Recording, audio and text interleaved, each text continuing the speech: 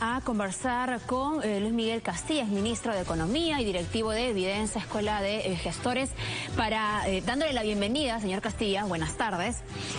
Buenas tardes, Fátima. Primero hablar del tema del que hablábamos con el presidente OPECU, si nos permite, porque el ingresar nuevamente el GLP al Fondo de Estabilización ha generado opiniones a favor y otras en contra, algunas preocupadas también por si acaso se ha hecho alguna modificación para tener mayores controles en que efectivamente llegue esta ayuda a los hogares, como se supone que es la expectativa cuando se incluye en el Fondo de Estabilización a GLP. ¿Cuál es su opinión, su análisis, señor Castilla?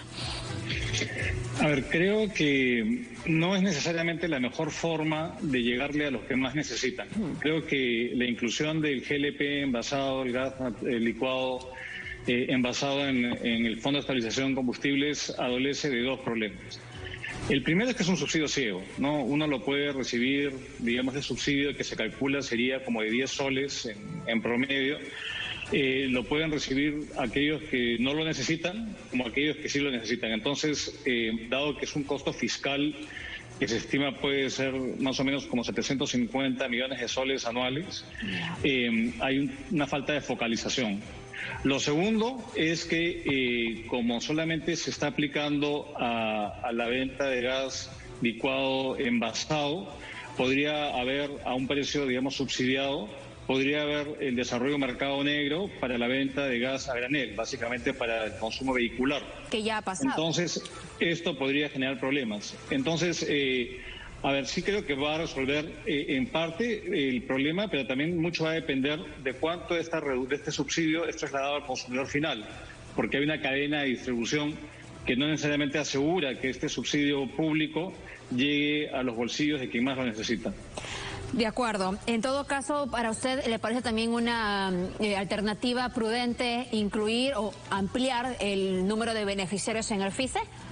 Sí, eso hubiese sido mejor porque eso ya está focalizado. Existen ya unos vales que son de 20 soles, se ha podido ampliar los vales o ampliar la población. Y esto no se financia necesariamente de recursos públicos, sino se financia esos subsidios cruzados que se aplican a la tarifa de electricidad, ¿no? Todos los que consumimos electricidad nos aplican con el cargo fiscal. Capaz no lo vemos en nuestro recibo de luz, pero hay una especie de solidaridad y subsidio cruzado. Entonces esto ya está dirigido a aquellos hogares que tienen un consumo, digamos, más bajo y focalizado, y obviamente personas de menores ingresos. Esto hubiese sido mejor, es más técnico, y lo otro tiene problemas fiscales y tiene problemas de focalización, y no se asegura que efectivamente se traslade el subsidio al más necesitado. Entonces, creo que eso hubiese sido una mejor alternativa, pero bueno, ya está hecho dado y ahora va a depender también de la actividad fiscalizadora de Osinarmin y otras entidades que aseguren el traslado de esta ayuda pública a los que más lo requieren.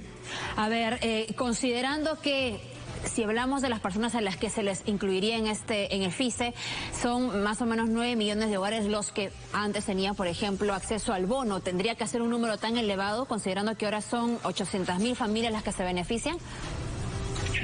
Bueno, ahí habría que hacer bien los cálculos, ¿no? Porque, es más, yo lo que creo es que como esto no se sabe cuánto tiempo va a durar, esto puede, y depende del precio del crudo, y del GLP es un derivado, esto puede ser una contingencia fiscal enorme. Acordémonos que en el pasado, cuando estaba incluido el GLP en el Fondo de Estabilización del Precio de Combustible, que subsidia, digamos, cuando el precio está muy alto, para evitar pasárselo al consumidor, esto acumula, pues llegó a acumular hasta 3.000 millones de soles en ese fondo de deuda que tenía que ser asumida por el Estado, no por el fisco. En esa oportunidad teníamos más capacidad fiscal que en la actualidad. Ahora, digamos que se plantea, digamos, extendérselo a la población, ahí hay un tema. Ahora, quizás esto también hay que sumarle no solamente lo que cuesta esta intervención, sino también que ya el gobierno ha optado por dar bonos a las familias hasta 13 millones de personas. Entonces esto ya cuesta más de 5.000 millones de soles y ya uno comienza a sacar la calculadora y comienza a sumar, ¿no? Sí. No hay espacio para otorgar más bonos, en mi criterio. Ya las cuentas públicas están en el tope, en el límite. y ahora que se ha introducido este subsidio a través del Fondo de Estabilización del Precio del Combustible, ya llegamos a un tope, ¿no? Entonces yo creo que ahí hay que repensar bien la política porque tiene sus limitaciones como está dado. Y señor Castilla, de ahí le voy a pedir, en todo caso, en términos generales, por el cual va a ser el panorama. Por ejemplo, se hacía un cálculo de que el Fondo de Estabilización podía costar unos 2 a 4 millones de soles diarios. Bueno, el ministro al diario El Peruano señala que estiman en 200 millones el costo total para este año y que finalmente estaría dentro de los cálculos presupuestales de la meta de déficit fiscal de 4.7. Por un lado, digamos, esto, si uno más o menos hace una división, habla de 2 meses o mes y medio en todo caso. Los bonos también, es decir, el Fondo de Estabilización y los bonos, ¿por cuánto tiempo se pueden entregar o por cuánto tiempo pueden funcionar?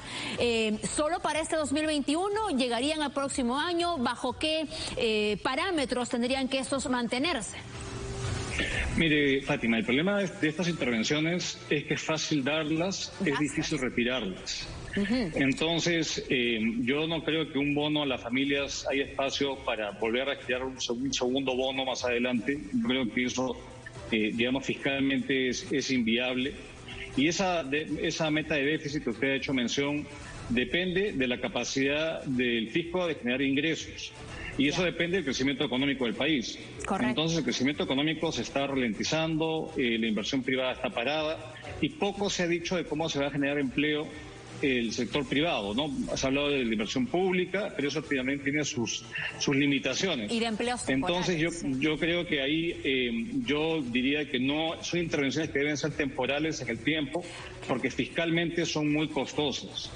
Entonces, y quitarlas es muy complicado, porque ya se origina pues una derecho adquirido, derecho de la gente que lo está recibiendo, y revertir eso es complicado. Entonces, yo creo que lo más focalizado es lo más indicado para que pueda durar más, porque finalmente del cuero salen todas las correas, y ahí se está agotando ese correo para poder financiar subsidios, bonos, y a su vez inversión pública, que es lo que anunció el gobierno. Considerando todo lo que se ha gastado hasta, digamos, desde que inició la pandemia y finalmente por cómo se encuentra la economía, ¿realmente por cuántas oportunidades se puede entregar el bono? En sus palabras, ¿es solo en una oportunidad más? Bueno, yo creo que no estaba esto en los cálculos incluso del gobierno anterior. Este bono, entiendo, básicamente se está financiando porque ha habido una recaudación excepcional por el pago de unas deudas tributarias. Entonces ahí la SUNAT ha podido recaudar más de lo que pensaba y creo que se pueden acomodar ese incremento de una vez. Pero, a ver, digamos, solamente para darle un ejemplo, el presupuesto del Ministerio de Transportes, el presupuesto de inversión pública, es en torno poco más de 7.500 millones de soles. Entonces, se está casi poniendo como el 75% del presupuesto de las carreteras del país de un año en el pago de un bono de un mes. Entonces, esto, digamos, el costo de oportunidad del dinero es muy alto. Y tenemos muchas necesidades y a su vez no está asegurado que los ingresos fiscales van a crecer como estima el gobierno, porque eso depende del crecimiento del país. Y el país, la inversión privada está parada. El consumo privado está siendo afectado por una caída en los ingresos por la mayor inflación. Entonces, estamos en un contexto en el cual los supuestos macroeconómicos del gobierno son un poco sobreoptimistas y eso para inflar un poco los ingresos tributarios. Entonces, a ver, acá yo creo que estas intervenciones tienen un sentido, tienen una lógica, pero sostenerlas en el tiempo es un gran desafío. Digamos, no hay país que aguante esto sin acumular una serie de desequilibrios importantes que a la postre llevan ajustes. Y yo creo que al final le pasan factura al más pobre y al más vulnerable. Entonces, hay que pensar bien estas intervenciones que sean lo más focalizadas posibles y pensar cómo se salen de ellas antes de meterse pues en una camisa que al final puede ser difícil salir. Claro, de hecho los bonos aparecieron en una circunstancia inusual, donde estaba la economía a nivel nacional cerrada y los más afectados eran aquellos que trabajaban de manera informal, que todos los días o el trabajo del día era para la comida de ese día precisamente. Entonces, ante esa situación apareció la necesidad de entregar también los bonos, pero con la reactivación económica, incluso con la apertura de más actividades, uno pensaría que la situación se podría haber manejado mejor, pero empieza la inflación, el tipo de cambio que no termina de bajar, incluso hoy día está la compra en 4.09 y la venta en 4.12, entonces ya se ha hablado nuevamente, bonos, fondo de estabilización, trabajos temporales, pero siempre aquí tratamos de ver el otro lado, ¿no? El planteamiento de solución de parte de los expertos. ¿Qué se puede hacer mejor o diferente para poder tener nuevamente estabilidad, que el empresario y que el microempresario pueda decir, hoy voy a invertir porque mañana voy a comenzar a ganar más? Mire, yo creo que hay dos cosas que son muy sencillas que se pueden hacer y que está al alcance del gobierno. Mucho de la presión de la inflación es por una depreciación del tipo de cambio. El tipo de cambio no cede y eso en gran parte responde a una incertidumbre y a un nerviosismo y temores que sienten los capitales y salen del país. Pese a la intervención del Banco Central, él sigue repuntando el tipo de cambio y eso encarece los bienes importados, eso afecta a la canasta, digamos, familiar y erosiona la capacidad de compra de las familias, incrementa los costos financieros y es algo que se puede fácilmente zanjar si es que, por ejemplo, se nombrara un directorio Banco Central rápidamente y se dieran medidas más claras. Entonces, eso por un lado.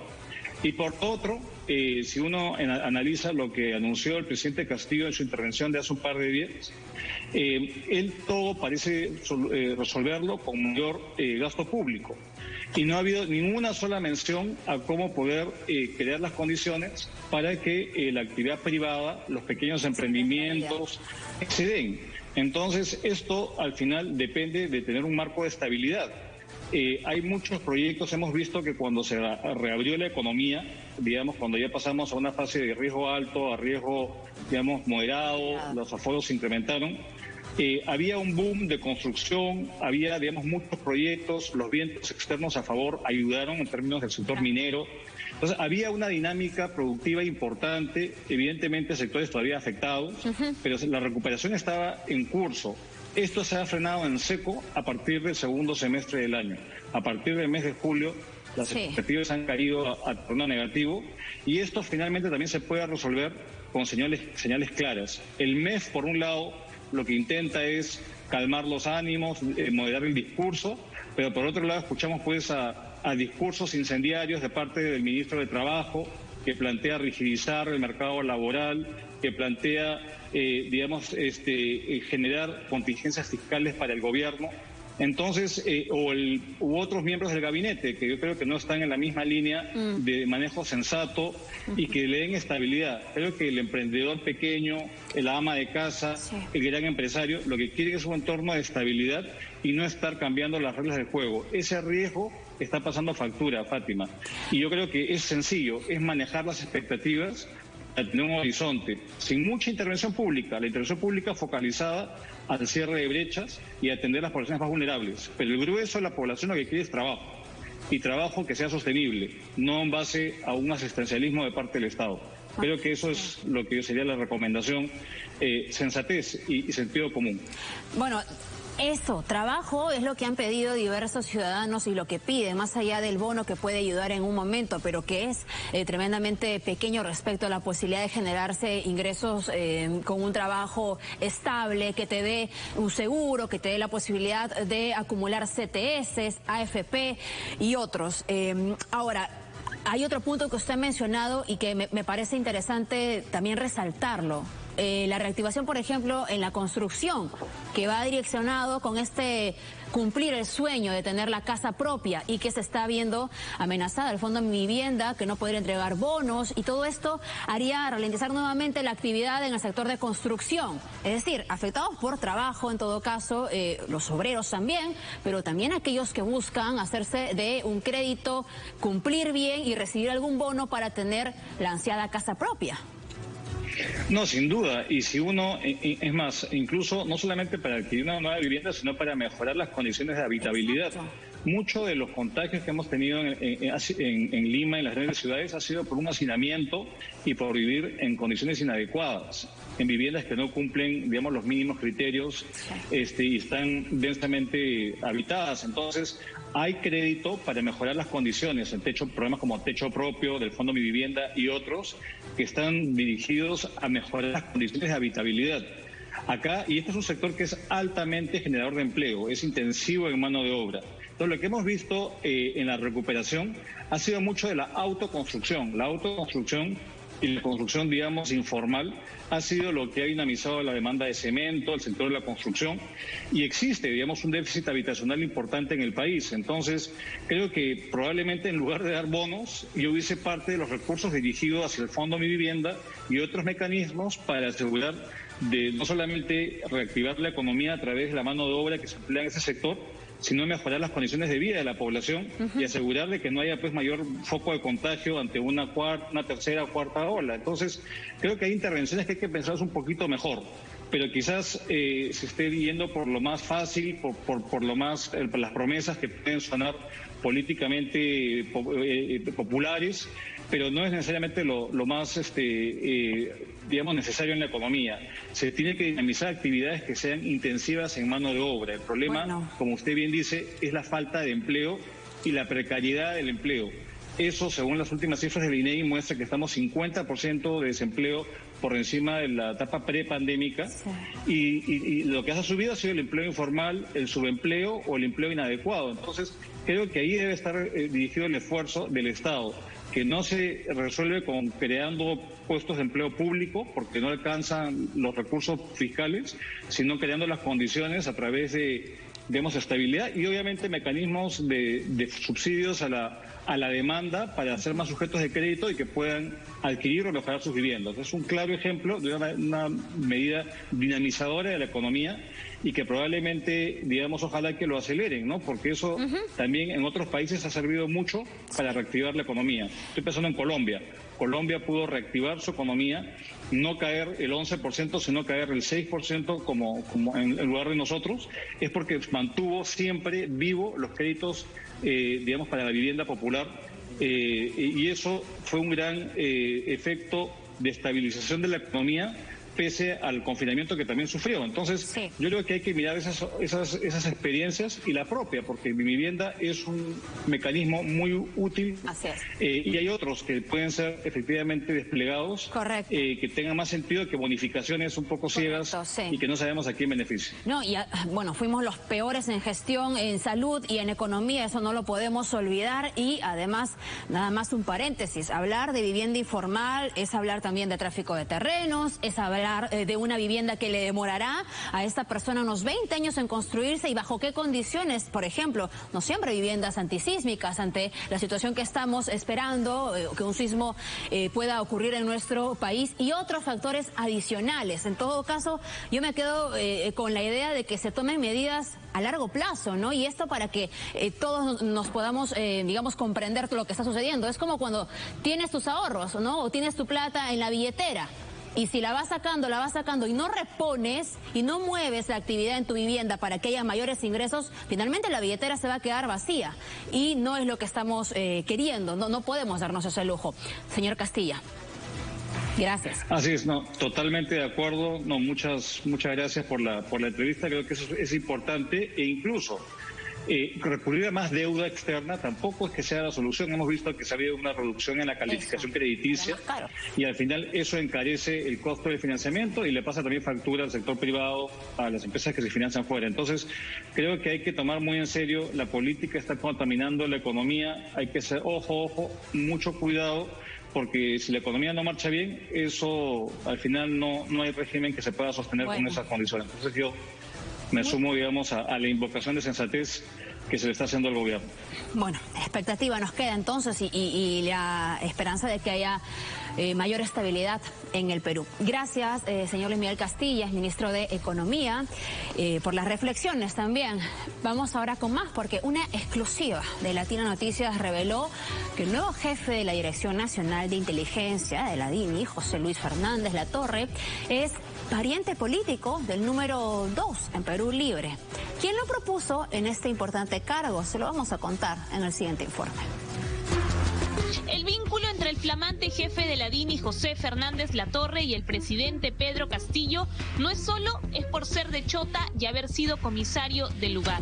Fernández Latorre no solo perteneció al grupo de campaña de segunda vuelta de Perú Libre, sino que además es familia política de Richard Rojas, secretario